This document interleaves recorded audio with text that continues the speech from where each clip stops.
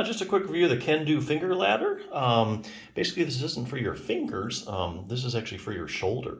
So what you're going to do is you mount this on the wall, and it does come with 2 pre-drilled holes if you want to use screws. But if you're not crazy about that, just go and get some command strips. Because you're not really going to be hanging on this thing or anything. You're just going to be walking your fingers up it. So really command strips will actually work pretty well. So anyway, so just know that you will have to mount this against a wall. Anyway, it has 36 steps in 1 1/4 inch intervals that you walk your fingers up. And it's for if you have like shoulder decreased range of motion, decreased flexibility in your shoulder, or stiffness in your shoulder, you basically want to walk your fingers up, and you're going to reach a point where, oh, I feel a good stretch, and then you're going to hold it there. And then usually if you wait a little bit, then you go up a couple more steps. So here again, 1 1/4 inch intervals. This is mainly used to increase shoulder range of motion, or if you have stiffness, good way to get a good stretch in it. This is a good alternative to like a shoulder pulley, where you'll be using your other arm to actually pull up your other arm. You say you have 2 bad arms and you can't do that, that's where finger ladders really come in handy. So yeah, if you need more range of motion, you got stiffness in your shoulder, I think this is something good to do. Just know that you will have to mount it. Now if you do have, let's say a torn rotator cuff or a shoulder problem, I would also recommend rotator cuff strengthening.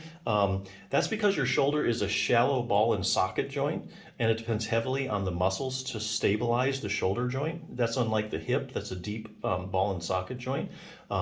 It doesn't need the muscles as much to keep in place. The shoulder really does. And if you take any shoulder problem and you get more shoulder stability by strengthening your rotator cuff, you'd be surprised what will happen, because basically you're getting a nice, firm, stable joint. You're not getting excessive motion, and that excessive motion irritates, tendonitis, bursitis, arthritis, any existing rotator cuff problems. It's just a win-win. Any kind of shoulder problem, you need to strengthen your rotator cuff. This has a nice little program. If you just need to strengthen your rotator cuff, just take you a couple minutes a day. But you gotta know which exercises to do. Kind of goes over, if you do have a torn rotator cuff, real quickly, kind of goes over some basic anatomy and stuff. Lots of pictures in this book. If you're a visual learner, you'll really like it. What are the symptoms of a cuff tear? Any arm maneuvers that might indicate I have a tear? Where does it tear at? What imaging tests are used to diagnose it? Just a lot of good helpful information specifically on the rotator cuff. Different kinds of tears. Here's the go. I have a tear in my rotator cuff and I'm in a lot of pain. I need surgery, right? Well, not necessarily. So this book is very evidence-based, and it goes by studies only. And so these squares are studies, and it's all in layman's terms, so you'll be able to understand it. Basically, it answers that question by looking at these studies where you take, let's say, 100 people with a torn rotator cuff, and you measure the size of the tear, and then you run a pain scale to see how bad they're hurting, like a visual analog scale. So then you have 100 people, you know how big the tear is, and you know how bad they're hurting. Well, what they're finding in these studies is that you actually can have a big tear and have no pain, okay? So there are lots of people walking around with asymptomatic rotator cuff tears. So here again, your shoulder starts hurting, you go to a doctor, they do an MRI, they say, oh, you got a big tear, that's your problem. Well, you could have an asymptomatic rotator cuff tear, and if you go for your rotator cuff repair, it may not help, because your problem wasn't your rotator cuff, there was other things causing the problem, when really all along you had this asymptomatic rotator cuff tear that didn't really need to be treated. So no, you don't. Just because you're in a lot of pain doesn't mean you have to have a rotator cuff surgery just because it's torn.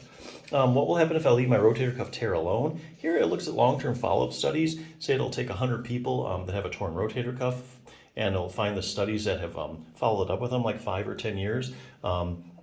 So then you'd have, let's say, a group of 100 people with a torn rotator cuff for some reason or another. They didn't get any therapy on it. And then how did they do in 5 or 10 years? Did it get better, same, worse? Did it repair itself? Here's probably the best one of all. How does exercise compare to surgery when it comes to treating my torn rotator cuff? The only way you can really answer that is looking at the randomized controlled trials. That's the highest form of proof in medicine that a treatment's actually effective. This to say you take 100 people with a torn rotator cuff, and 50 you randomly assign to get their rotator cuff fixed with surgery, and the other 50 say you randomly assign them to exercise program. And then you follow them over time, 6 weeks, 6 months, 6 years. See who did better. So at 2 years, or 1 year, who did better? The people that had just did exercises, or the people that had the rotator cuff repaired? Well, come to find out, basically you end up at the same place. So anyway, to that end, the book does have an exercise program. It's got 3 different levels. There's a lot of stretching in here for your shoulder. So there's a lot of stretches and strengthening exercises. So here again, really good resource if you need that. Here again, if you have a shoulder problem, strengthen your rotator cuff at least. That will go a long way to help you. So that's just a good little program. But hey, if your problem's just, hey, stretching and I'm just a little stiff, I think this is a great tool. So definitely check it out.